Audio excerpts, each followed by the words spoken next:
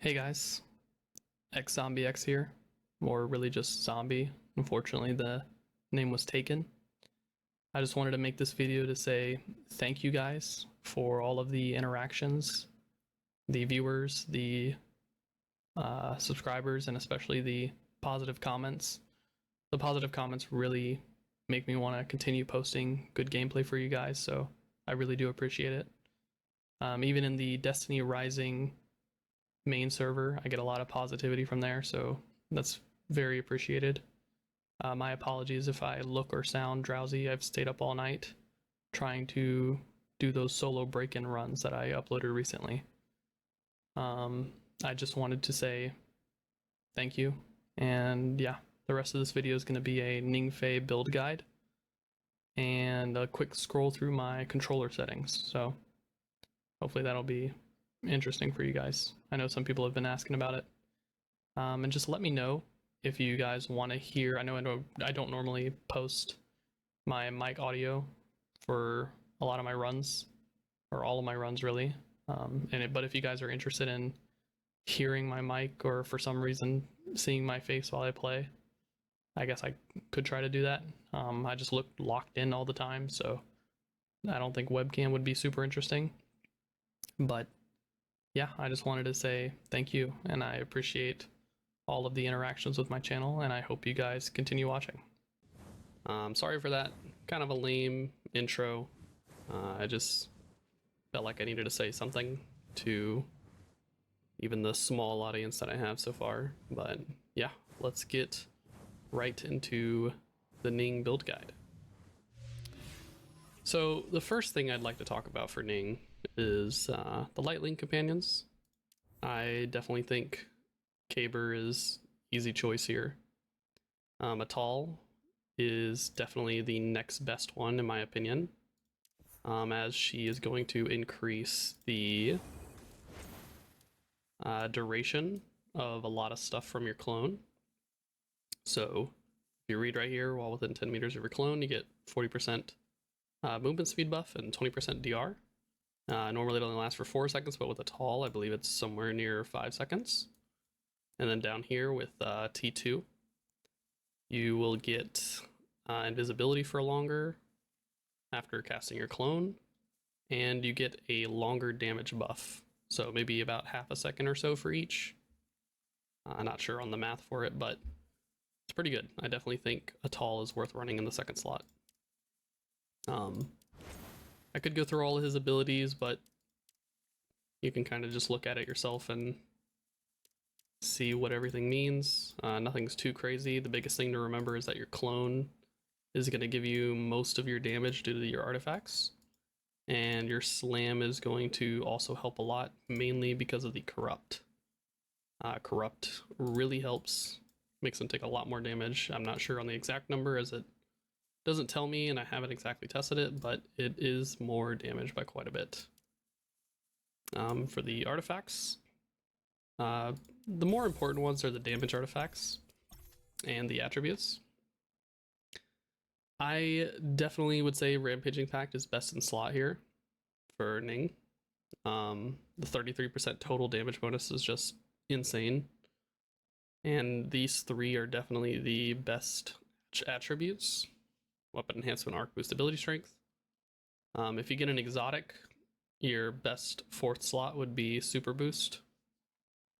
And then for the fourth slot, Valiant Veil, if you are T6. But if you are not T6, I'd probably recommend using Bellicose. However, I would only trust maybe like a Mythic with these three attributes. Otherwise, because eventually you would get Ning T6 since he's permanent banner. If you plan to do like a hard investment on an exotic, I would still go with Valiant Veil, because Valiant Veil is all damage, while Bellicose is only weapon damage, which is fine if you're not T6 because your super's pretty weak anyways. But I think Valiant Veil is just better in the long run. So if you're going to invest in, if you want to choose one to invest into, I would still pick Valiant Veil. And if I got very lucky here, I got super boost and then the three that I wanted. Defensive artifacts kind of matter quite a lot less. For me, I've tried out Healing Veil a lot. That's what I'm used to mainly use. But I think I'm going to try out Unrelenting Evolution for a bit, especially because the clone will proc this armored DR, which is almost 27% of DR at 15 stacks, which is very good. And then on top of that, your clone's going to heal you with Nourishing Pact. And if you can like somehow get healing bonus as your fourth, like if you get an exotic and you got healing bonus, that's going to make your Nourishing Pact heal you more. It's going to make your clone hits heal you more, which isn't that crazy, but it is something. I definitely think that these three are the best general ones to use, especially because both this one and this one covers essentially everything. The only thing this doesn't cover to my knowledge would be like physical damage, like damage taken from physics, like maybe landing on the ground too hard, or a Cabal drop pod, or maybe certain melee attacks from enemies. I think that's the only thing that wouldn't be affected by this. However, you have this stat to kind of protect you from that, especially with its sub tier, where taking an instance damage greater than 20% of your max health is a 100% chance to reduce the damage taken by quite a bit, 25%. So that should, both of these combined should really help. Shield boost, of course, gives you just an absolute insane amount of max shield because the max shield value is already really high. And then this instantly recover 21% when your shield is broken is also very, very nice. For Ning specifically, I think the best fourth one is probably healing bonus, mainly because of Nourishing Pact. Since that will just really beef up your clone. So that's what I think are the best for the artifacts. Defensive ones are honestly like, use whatever you want, whatever you think feels the best for you. It's mainly the damage ones that I would recommend paying a lot more attention to. So yeah, I definitely think these three are the best, and then super boost if you can. And that's about it. The talents, you know, you could just click on them and see what they do. If you want to know like which ones I think are the best, T1 really changes an insane amount of general play. So I think T1 is one of his best just because it helps so much just playing Ning in general. T2 gives you a little bit of safety and a nice damage buff. It's pretty good. T3 is probably the most underwhelming. All it does is buff your lightning strike, your slam. Just its damage, it's kind of whatever. Tier 4 is very good. Increased your weapon mastery damage to the first target, which is really good for like elites, since you're going to want to be targeting elites anyways, since the chain will kill the red bars around the elites. And then tier 5 is good, but it's not really that noticeably good until you get T6. Just because of how much more damage you're going to be putting out with T6, tier 5 is just an amazing combo to that. So tier 5 is not that great until you get tier 6. So I think like if you're thinking of stopping points, tier 4 is a very good stopping point. But if you are just a big fan of Ning, then I would say go for T6. And yeah, that's everything about the actual character. And I guess I can show you guys just a little damage check here, or a damage test. I'm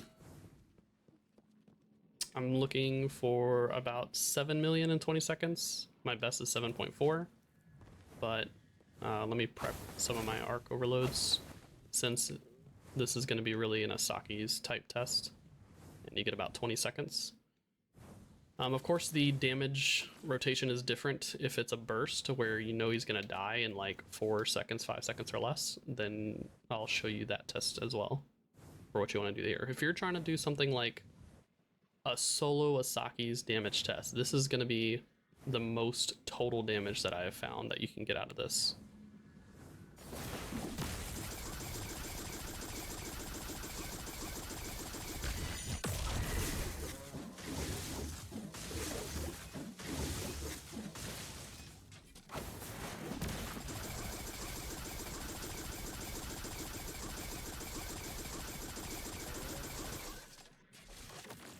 7.2.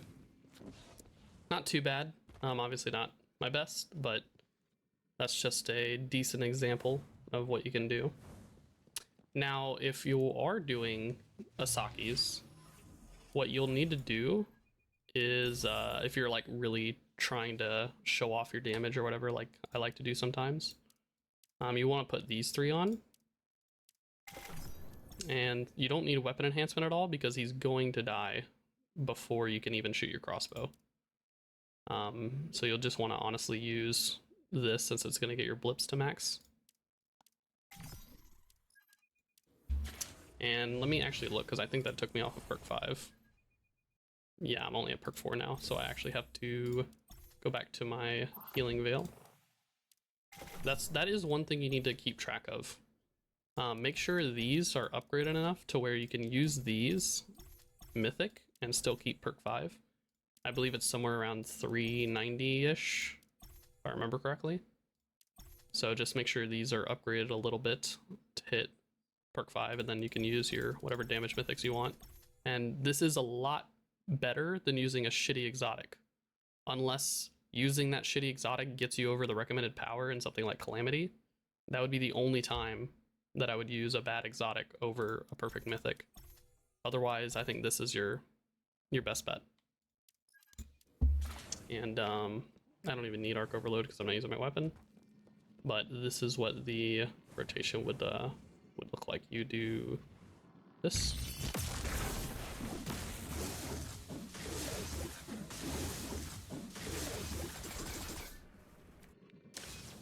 And you hit about 3 million in 6 seconds, which is not great. The burst looks bad, but that is because in an Asaki situation, you would actually pre-pop your super before you can even hurt him. So I will step away from the boss, or sorry, from the servitor, and show you what it looks like without hitting him with my super, since you're pre-prepping. So what you would do is cast your super as Asaki's hits the timer for like damage hits like 1. And then you'll clone, and then try to slam right as his eye finishes opening and he can take damage. So it'll actually be like this.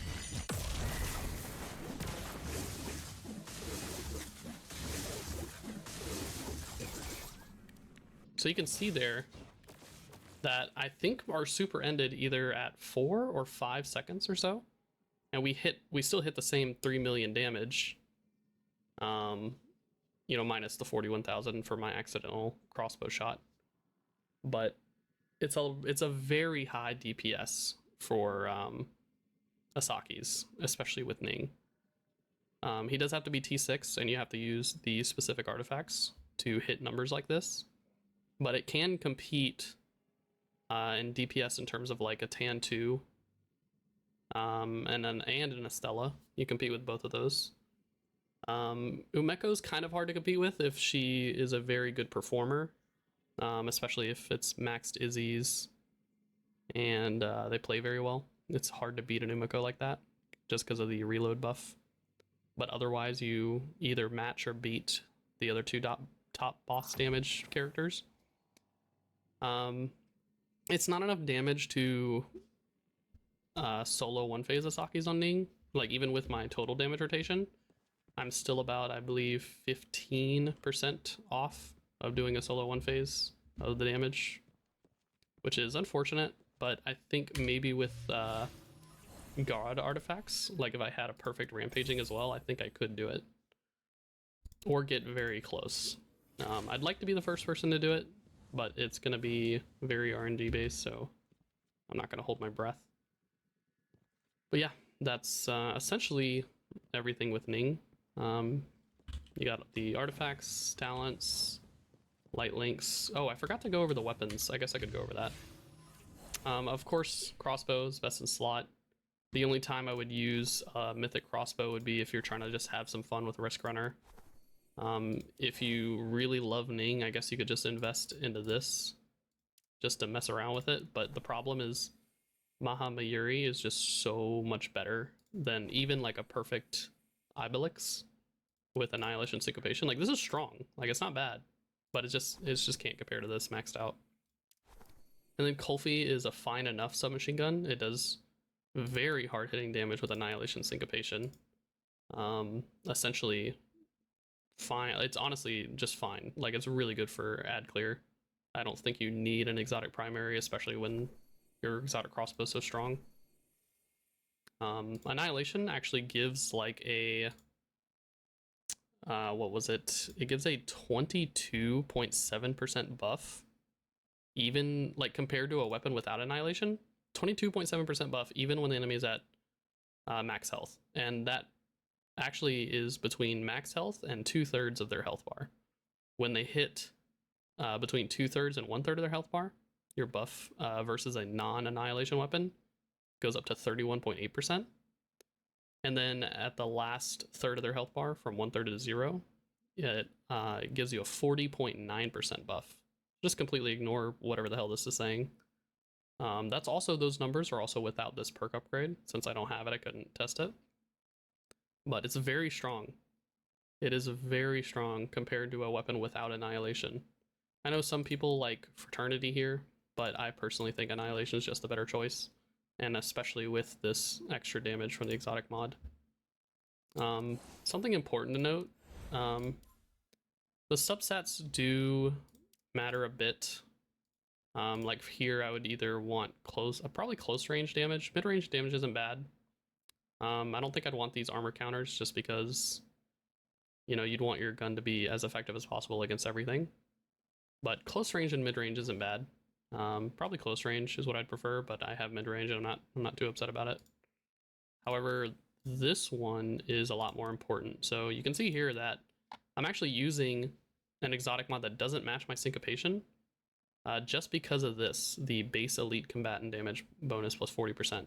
That is very significant when you're trying to kill elites with your Kulfi. And the reason I don't use this one is because it's versus boss and powerful enemies like other yellow bars and Shinkas, which you just don't really need that. You don't need this because that's not really what you're trying to use Kulfi for. You're really trying to use Kulfi for red bars and elites.